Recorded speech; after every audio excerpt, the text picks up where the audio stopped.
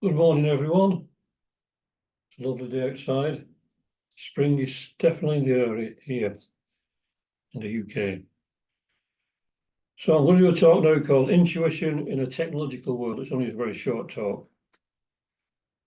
So is it possible to tap into our intuition in a world swamped with technological innovations? With younger people in particular, iPhones and smartphones are a focus of their attention, and artificial intelligence is lauded by some as the way to go in the future. But this artificial intelligence is very much rooted at the lowest level of comprehension. Although machines may be able to store a vast amount of information, they are completely devoid of any kind of spiritual insight. The idea of following a spiritual path is to transcend the intellect and reach a state of being where the mind is illumined by the spirit and sees the world on a completely different level to the way it is viewed by the materialistically motivated mind. Robots are created to feign interaction with humans, but this so-called communion lacks the beauty and depth of the mingling of souls that arises from a place of love, something that a machine can only mimic but never understand. Can a machine ever appreciate art, music, or poetry, except as a false admiration programmed into its database? Can it soar into the pure sky of mystical awareness and draw sustenance from silence? Or does it need the constant input of intellectual facts to maintain its existence in the world? In Sufism, the word sohbet implies a mystical communion between two people that transcends the words that they say. And what is generated is something beyond the mere physical meaning. Man lives on seven levels of being simultaneously. The machine only exists on one. Man and woman, of course, is part of the universal consciousness and has evolved from the lowest levels of existence in mineral, plants and animals to what he is now. And he will continue to grow and expand into beings of a more ethereal nature. The machine will only grow as regards the retention of facts.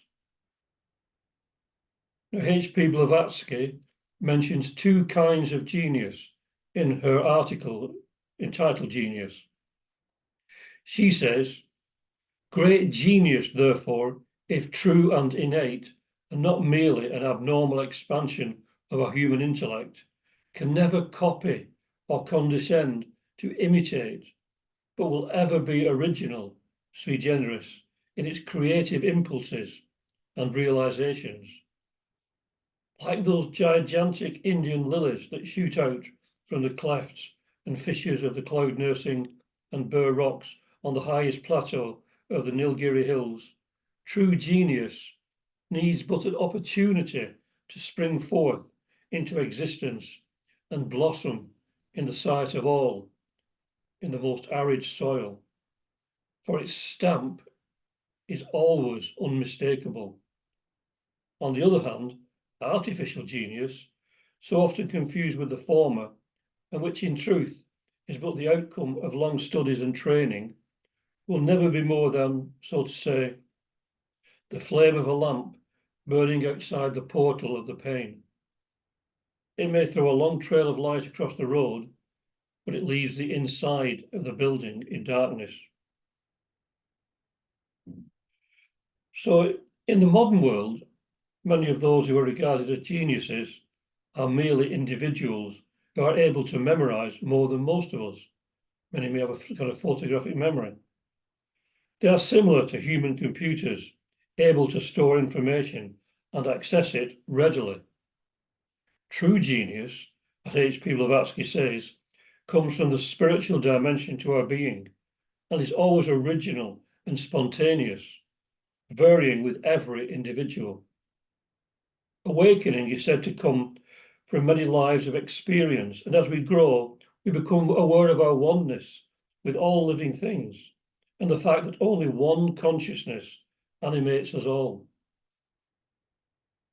Love is something that can never be created artificially, as true love arises from the very depths of our heart of hearts and partakes of something that words and thoughts can never encompass.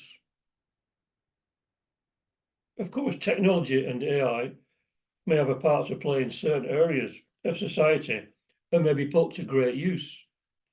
But we must be careful that it does not take control of our lives and thereby shut out the light of the Spirit, which should always be our true guide across the stormy sea of life. The Neoplatonist Iamblichus states, as quoted by H.P. Blavatsky,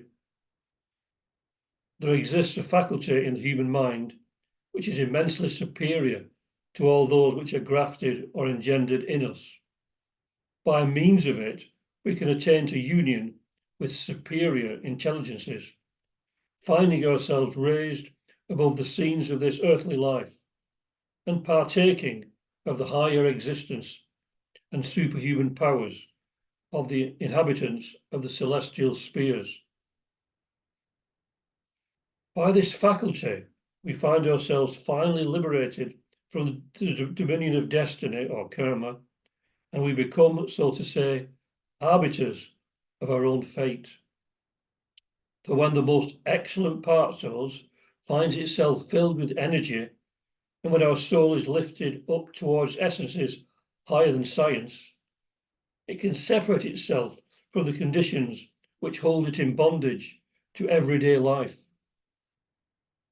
It exchanges its ordinary existence for another one and renounces the conventional habits which belong to the external order of things, to give itself up to and mix itself with another order of things which reigns in the most elevated state of existence.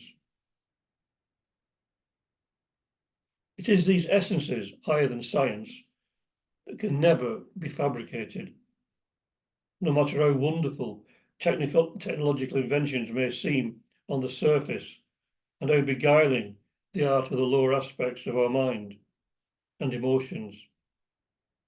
Drowning in a sea of nescience, we mistake shadows for reality, and are therefore led away from the path that leads to the heart of the universe.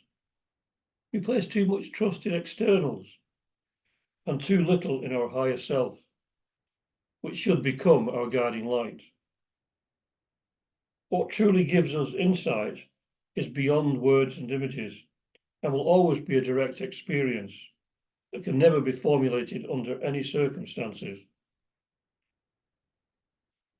What we put into words are pointers to that state of being and nothing more, but essential at some point in our lives.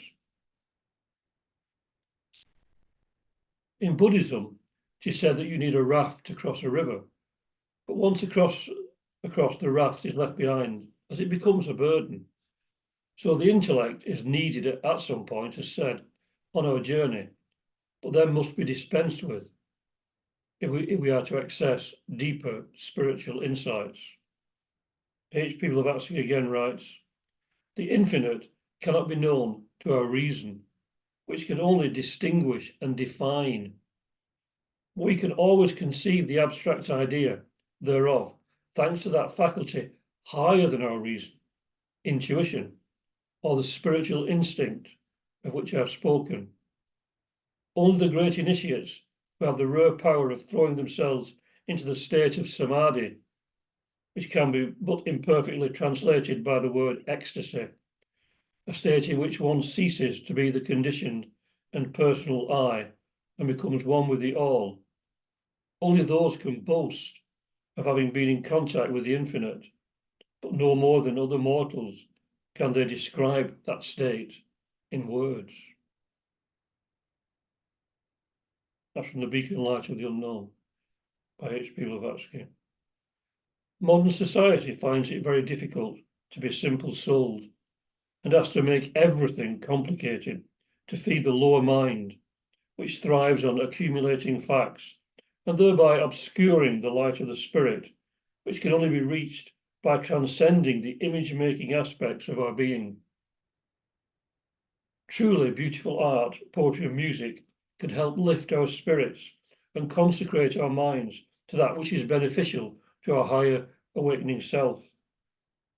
Studying spiritual literature and meditation can help to purify the mind, which in turn will allow the light of the intuition to shine brighter. The truth is very simple, in essence, and yet paradoxically, extremely difficult to understand with our conditioned minds and our education and in this society.